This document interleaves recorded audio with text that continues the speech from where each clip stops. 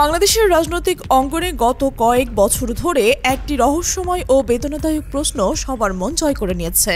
কবে ফিরবেন তারেক রহমান?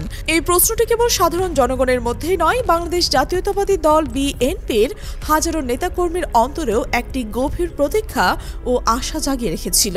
প্রতিটি ঈদ, প্রতিটি বিশেষ দিন, এমনকি জাতীয় নির্বাচনের আগের মুহূর্তগুলো পর্যন্ত বিএনপির পক্ষ থেকে শোনা গেছে যে অসংখ্য প্রতিশ্রুতির সুর, কিন্তু আজ সেই সুরগুলো মিথ্যার আভায় ভেসে গেছে। আর সেই প্রত্যাশার চাঁদ ডুবে গেছে অন্ধকারের গহীনে। এখন সেই দীর্ঘ প্রতীক্ষার পর্দা সরিয়ে একটি চমকপ্রদ সত্য উন্মোচিত হয়েছে, যা বিএনপির দেওয়া সকল তথ্যকে সম্পূর্ণ ভিত্তিহীন প্রমাণ করেছে।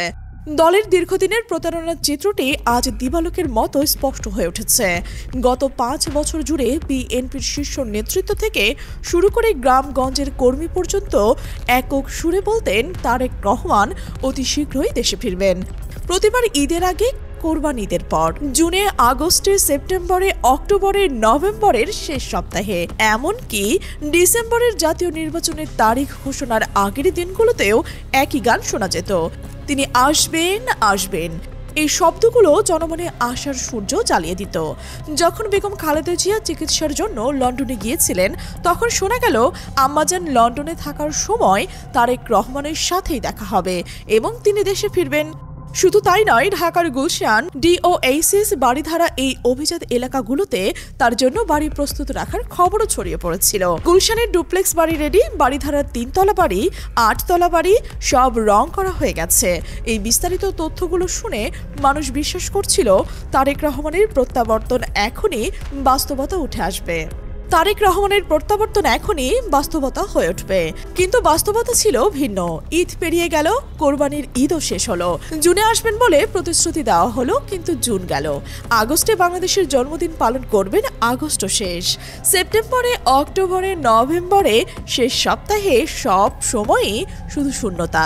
বিশেষ করে ডিসেম্বরে জাতীয় নির্বাচনের তারিখ ঘোষণার আগ মুহূর্তে বিএনপির নেতারা ভাবলেন তারেক রহমানের আগমন দলের জোর আন্দোলনের নতুন প্রাণ সৃষ্টি করবে, কিন্তু সেই প্রত্যাশাও ধূসর হয়ে গেল। কোনো তারিখই পূরণ হয়নি। তারেক রহমান আসেননি, এখন স্পষ্ট যে তিনি আসবেনও না। এতদিন ধরে বিএনপি এই দীর্ঘ সূত্রিতার জন্য নানা যুক্তি দেখিয়ে আসছেন। শুরুতে বলা হলো তারেক রহমানের বিরুদ্ধে মামলা চলছে, তাই তিনি আসতে পারছেন না। দলের কর্মী ও সমর্থকরা এই কথা মেনে নিচ্ছিলেন, কিন্তু সময়ের পরিক্রমায় সেই যুক্তিও ধসে পড়ল। এখন তার বিরুদ্ধে কোনো সক্রিয় মামলাই নেই। সরকারি প্রধানমন্ত্রীর কার্যালয় থেকে স্পষ্ট জানানো হয়েছে তারেক রহমানের বিরুদ্ধে কোনো রকম আইনি বাধা নেই।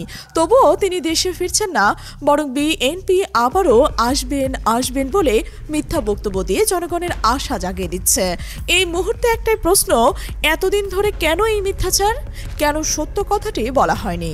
যদি বিএনপি আগে থেকে জানতো যে তারেক রহমানের দেশে ফেরার কোনো ব্যারিকেড বা বাধা আছে, তাহলে হয়তো জনগণ ও গণমাধ্যম সেই বাধা দূর করার জন্য সরকারের উপর চাপ সৃষ্টি করতে পারত।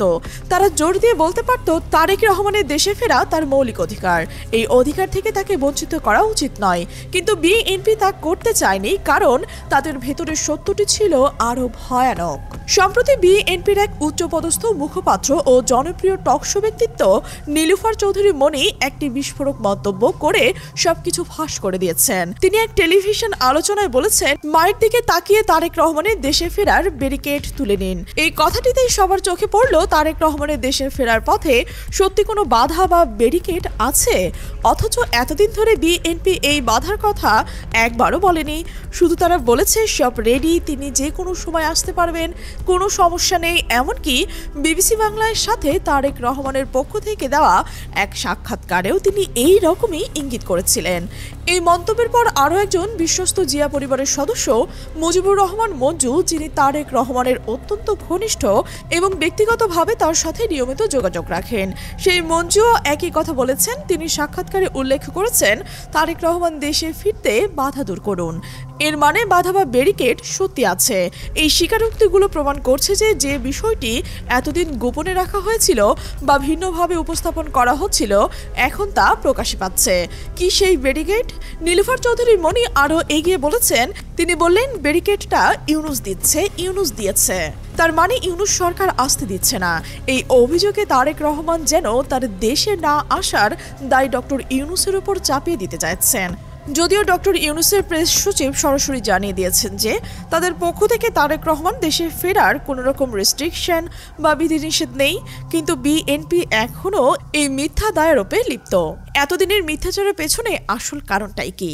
বিশ্লেষণ করলে বোঝা যায় তারেক রহমান দেশে না আসার মূল কারণ হলো পরাজয়ের ভয়। বিএনপি যদি আসন্ন জাতীয় নির্বাচনে পরাজিত হয় তাহলে তারেক রহমান সেই পরাজয়ের দায় নিজের কাঁধে নিতে চায় না।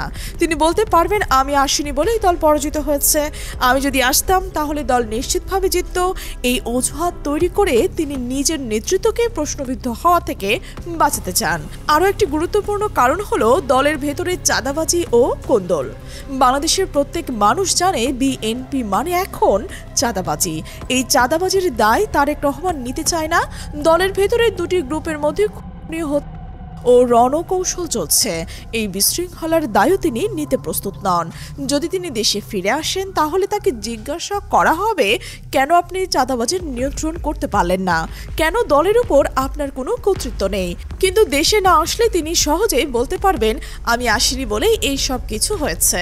এই বিষয়টি আরও স্পষ্ট হচ্ছে ঢাকা বিশ্ববিদ্যালয়ের কেন্দ্রীয় ছাত্র সংসদ ডাকসু নির্বাচনের ফলাফলের পর। ডাকসু নির্বাচনের আগে তারেক রহমান দেশে আসার জন্য ব্যাপক প্রস্তুতি নেওয়া হয়েছিল। যদি ডাকসুতে বিএনপির ছাত্রদল জিতত বা দেশের 4টি বড় বিশ্ববিদ্যালয়ে ছাত্র সংগঠনের নির্বাচনে ভালো ফল পাওয়া যেত তাহলে তারেক রহমান হয়তো ইতিমধ্যেই দেশে ফিরে আসতেন। কিন্তু যখন তিনি দেখলেন যে বাংলাদেশ জামাতে ইসলামীর ছাত্র সংগঠন ছাত্র শিবির ডাকসুতে জিতেছে আর বিএনপির কোনো অবস্থানই নেই, তখন তিনি সিদ্ধান্ত নেন দেশে আসবেন না। তিনি এখন আশা করছেন যে রোজার মধ্যে জামাতে ইসলামীর সরকার শপথ নেবে এবং ঈদের পর তারেক রহমান দেশে ফিরবেন। এই হলো বিএনপির বর্তমান কৌশল। অসাম্প্রদায়িকভাবে বিএনপির কিছু মহল থেকে একটি নতুন গুজব ছড়ানো হচ্ছে। তারেক রহমান জামাত নিয়ন্ত্রিত ইউনূস প্রশাসনের অধীনে দেশে ফিরে আসতে চান না, কারণ সেখানে তার জীবনের ঝুঁকি রয়েছে। এমনকি তারেক রহমানের মেয়ে জাইমা রহমানের নামে একটি বক্তব্য ছড়িয়ে পড়েছে যেখানে বলা হচ্ছে বাবা এখনো আসছেন না কারণ ইউনূস সরকার তাকে হত্যা করতে পারে। কিন্তু আমি নিশ্চিতভাবে জানি এই বক্তব্যটি ফেক। জাইমার আসল আইডি থেকে এই মেসেজ আসেনি। এটি বিএনপির কোনো কর্মীর চালানো একটি ফেক আইডি। তারা জনমনে ভয় সৃষ্টি করছে, তারেক রহমানের না আসার যুক্তি তৈরি করছে। তবে আরও একটি মারাত্মক তথ্য হলো ভারতের পরামর্শ। কিছু বিএনপির নেতা গোপনে বলছেন ভারতের পক্ষ থেকে হয়তো পরামর্শ দেওয়া হচ্ছে এখন এসো না। কিন্তু এখানে একটি প্রশ্ন ওঠে, আপনারা ভারতের কথায় কেন চলবেন? সরকার তো বলছে তাদের পক্ষ থেকে কোনো বাধা নেই। তাহলে হয় আপনি মিথ্যা কথা বলছেন অথবা ভারতের পক্ষ থেকে আসা কোনো অদৃশ্য বাধা রয়েছে। কিন্তু আসল সত্য হলো ডাকসুতে পরাজয়ের পর বিএনপি বুঝতে পেরেছে জাতীয় নির্বাচনেই তাদের ভরাডুবি রয়েছে। একটি মজার বিষয় উল্লেখ করি, যদি তারেক রহমান দেশে ফেরার পথে কোনো বাধা থাকে তাহলে বিএনপি কেন এতদিন তা প্রকাশ করেনি, কেন জনগণকে জানানো হয়নি? কারণ যদি বাধার কথা বলা হতো তাহলে তার সমাধান হয়ে যেত। যদি বলা হতো ভারত তারেক রহমানকে আসতে দিচ্ছে না তাহলে জনগণ ও গণমাধ্যম ভারতের উপর চাপ সৃষ্টি করতে পারত। তারা জোর দিয়ে বলতে পারত ভারত তারেক রহমানকে দেশে আসার পথে কেন বাধা দেবে। কিন্তু বিএনপি তা চায় না, কারণ তাদের ভেতরে দুর্বলতা ও কৌশল প্রকাশ রয়েছে। আসলে কোনো বাধাই নেই, আসল বাধাটি হলো তারেক রহমানের নিজের ভয়। এছাড়া অনেক বিশ্লেষক বলছেন তাদের দলের ভেতরে রয়েছে গভীর চক্রান্ত এবং ষড়যন্ত্র, যে বাধার কারণেও হয়তো তারেক রহমান দেশে আসতে পারছেন না। এছাড়া অনেকগুলো প্রশ্নবোধক চিহ্ন তারেক রহমানের দিকে রয়েছে, যেমন ডাকসুতে পরাজয়, চাঁদাবাজি, দলের ভেতরের হত্যাকাণ্ডের দায়, এই সব কিছুই তাকে নিতে হবে। তিনি জানেন জনগণ তাকে জিজ্ঞাসা করবেন, কেন আপনি দলের চাঁদাবাজি বন্ধ করতে পারলেন না, কেন দলের উপর আপনার কোনো নিয়ন্ত্রণ নেই। এই প্রশ্নগুলোর জবাব দিতে তারেক রহমান এখনো প্রস্তুত নন। তাই তিনি সিদ্ধান্ত নিয়েছেন এখনো তিনি দেশে আসবেন না। খালেদা জিয়া এখন মৃত্যুশয্যায়। একদিকে তিনি জীবন মৃত্যুর সংকটে আছেন, অন্যদিকে বিএনপির সন্ত্রাসী দলের ভেতরে দুটি গ্রুপ বিভক্ত হয়ে মারামারি করছে। এই পরিস্থিতি প্রমাণ করে বিএনপির মধ্যে কতটা ঐক্যের ঘাটতি রয়েছে। রয়েছে। দলের প্রতিষ্ঠাতা নেত্রী যখন শেষ নিঃশ্বাস নিচ্ছেন, যখন অসুস্থ, মিথ্যার আশ্রয়ের নৈতিক অবস্থান ত্যাগ করছেন তারা। তারেক রহমানের এই দেশে না আসার সিদ্ধান্ত এবং এর পেছনে লুকোনো অজুহাতগুলো বিএনপির ভবিষ্যতের জন্য এক অনিশ্চিত বার্তা বহন করছে। দলের ভেতরকার এই বিশৃঙ্খলা ও নেতৃত্বের একটি আত্মরক্ষামূলক অবস্থান কেবল তাদের সমর্থকদের মধ্যেই হতাশা তৈরি করবে না, বরং সামগ্রিক রাজনৈতিক বিশ্বাসযোগ্যতা হ্রাস করবে। তাহলে কি করা উচিত?